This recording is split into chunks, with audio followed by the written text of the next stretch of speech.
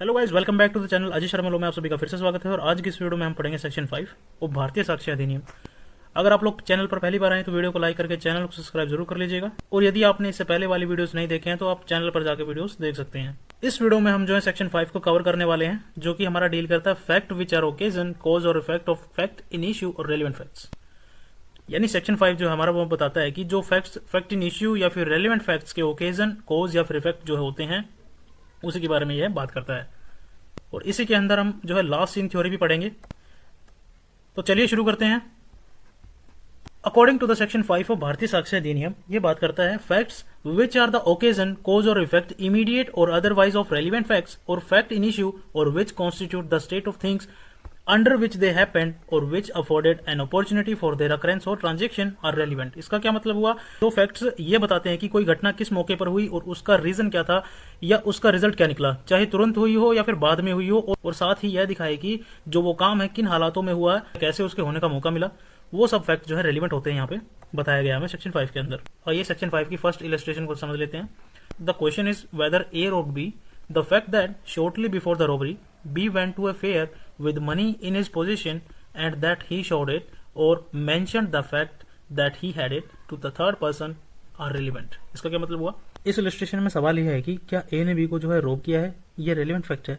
Robbery से थोड़ी देर पहले बी एक फेयर यानी मेले में गया था, उसके पास पैसे थे। बी ने ये बात जो है दूसरे लोगों को दिखाई या फिर बताई कि उसके पास जो है पैसे हैं। ये फैक्ट जो है रेलिवेंट है क्योंकि ये जो फैक्ट है ना, रोबरी का ओकेजन और कॉज दोनों यहाँ पे दिखाता है, इसलिए यहाँ पर जो है ये फैक्ट रेलिवेंट है इस इलस्ट्रेशन में। आई होप आपको समझ में आया होगा। Illustration B. The question is whether A murdered B marks on the ground produced by a struggle at or near the place where the murder was committed are relevant facts। ये illustration हमें बता रही है कि सवाल ये है कि क्या ए ने बी का जो है मर्डर किया है। अब इसमें रेलिवेंट फैक्ट कौन सा है? रेलिवेंट फैक्ट यहाँ पे ये है कि मर्डर की जगह पर उसके आसपास जो स्ट्रगलिंग के टाइम पे जो जमीन पर खून के छींटे वगैरह, मतलब लड़ाई या झगड़े के कारण जो भी स्ट्रगलिंग के टाइम पर ब्लड स्टेन वगैरह मार्क्स किए गए ग्राउंड के ऊपर, तो यहाँ पर इसी वजह से ये जो है रेलिवेंट फैक्ट है क्योंकि ये यह दिखाता है कि जो मर्डर के टाइम पर क्या हुआ था, यानी उसका जो इफेक्ट दिखाता है यहाँ पे कि हुआ क्या था। ठीक है। Illustration C. The question is whether A poison B the state of B's health before the symptoms ascribe to poison and habits of B known to A which afforded an opportunity for the administration of poison are relevant facts। और ये third illustration ये बात करती है कि यहाँ पर जो है सवाल ये है कि क्या ए ने बी को जो है पॉइजन दिया। ये फैक्ट जो यहाँ पे भी रेलिवेंट है। कैसे रेलिवेंट है? पॉइजन के सिम्टम्स आने से पहले बी की जो हेल्थ कैसी थी, बी की आदतें जो ए को पता थी, यहाँ पर ऐसी आदतें या ऐसी सिचुएशन जिससे ए को पॉइजन देने का जो है मौका मिला, क्योंकि ये जो फैक्ट है अपॉर्चुनिटी और सिचुएशन दोनों यहाँ पर बताते हैं। ठीक है।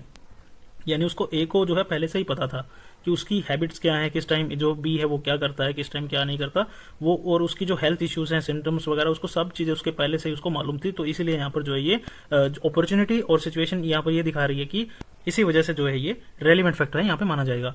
अब हम बात कर लेते हैं लास्ट सीन थ्योरी क्या होती है। लास्ट सीन थ्योरी उसका मतलब होता है कि अगर कोई पर्सन लास्ट टाइम जो है किसी अक्यूज के साथ जिंदा देखा गया और उसके बाद जो है डेड पाया जाता है और बीच का जो टाइम गैप बहुत ही जो है कम हो, तो ये एक जो है स्ट्रॉन्ग सर्कमस्टांस जो एविडेंस बन जाता है। कोर्ट मान सकती है कि अक्यूज को एक्सप्लेन करना पड़ेगा कि विक्टिम के साथ क्या हुआ था लास्ट सीन थ्योरी के अंदर। फॉर एग्जांपल, ए और बी रात को जो है 7 बजे के बाद ऑफिस से जो है साथ में निकलते हैं, साथ में जो है उनको निकलते हुए देखा गया, या फिर डेली जो है शाम को ही आते हैं। ठीक है।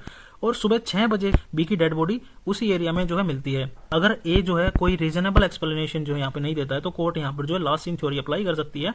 और जो ओनस है, ओनस मीन्स होता है बर्डन ऑफ प्रूफ।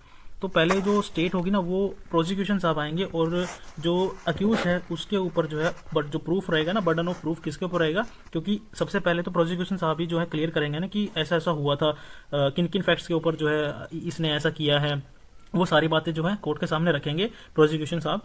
और अगर प्रोसिक्यूशन साहब जो है प्रूव कर देते हैं तो ओनस जो है शिफ्ट हो जाता है किसकी तरफ? यानी जो अक्यूज है उसकी तरफ। ठीक है।